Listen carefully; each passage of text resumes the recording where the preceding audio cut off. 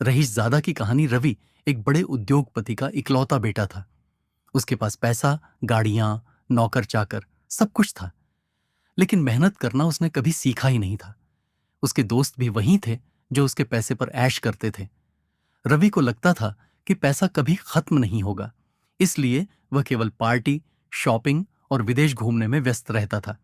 उसके पिता श्री अग्रवाल ने अपनी मेहनत से एक बड़ी कंपनी खड़ी की थी, लेकिन उन्हें अपने बेटे की लापरवाही देखकर बहुत दुख होता था। उन्होंने कई बार समझाया कि जीवन में मेहनत की कीमत क्या होती है, लेकिन रवि पर कोई असर नहीं हुआ। एक दिन सब बदल गया। एक दिन अचानक श्री अग्रवाल को दिल का दौरा पड़ा और वे दुनिया छोड़कर चले गए। रवि को लगा कि अब भी उसकी जिंदगी पहले जैसी ही चलेगी, लेकिन जब उसने कंपनी संभालने की कोशिश की तो उसे पता चला कि व्यापार चलाना आसान नहीं है। कुछ महीनों में ही कंपनी घाटे में जाने लगी। उसके नकली दोस्त भी उसे छोड़कर चले गए।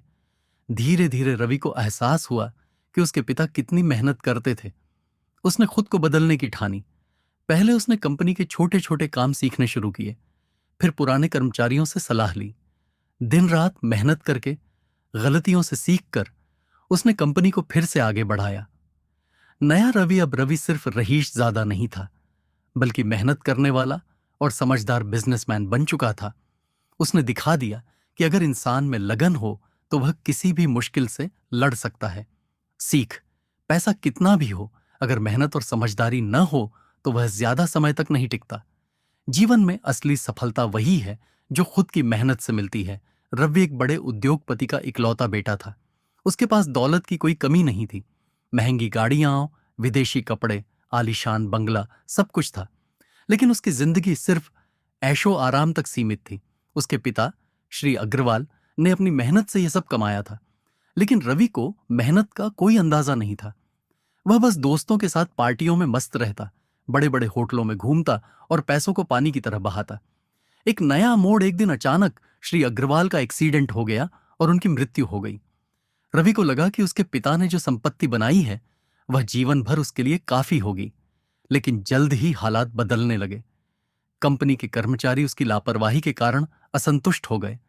बिजनेस घाटे में जाने लगा और धीरे धीरे बैंक बैलेंस भी खाली होने लगा।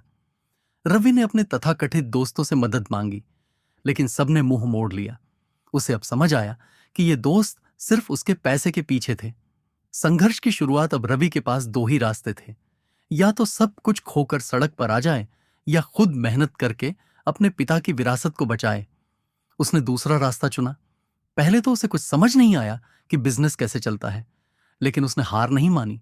उसने अपने पिता के पुराने कर्मचारियों से सलाह ली, कंपनी के पुराने रिकॉर्ड पढ़े और धीरे धीरे व्यापार की बारीकियों को समझना शुरू किया। वह दिन रात मेहनत करने लगा। जहां पहले वह सिर्फ मौज मस्ती करता था, अब वही रवि देर रात तक ऑफिस में बैठकर कंपनी को उबारने की कोशिश करने लगा। कई बार असफल हुआ, लेकिन हार नहीं मानी। सफलता की ओर धीरे धीरे उसकी मेहनत रंग लाने लगी। कंपनी फिर से मुनाफे में आने लगी। कर्मचारियों को उस पर विश्वास होने लगा। उसने अपनी पुरानी आदतों को छोड़ दिया और एक जिम्मेदार इंसान बन गया। अब रवि सिर्फ एक रईसजादा नहीं था, बल्कि एक सच्चा उद्योगपति बन चुका था, अपने पिता की तरह मेहनती, समझदार और सफल।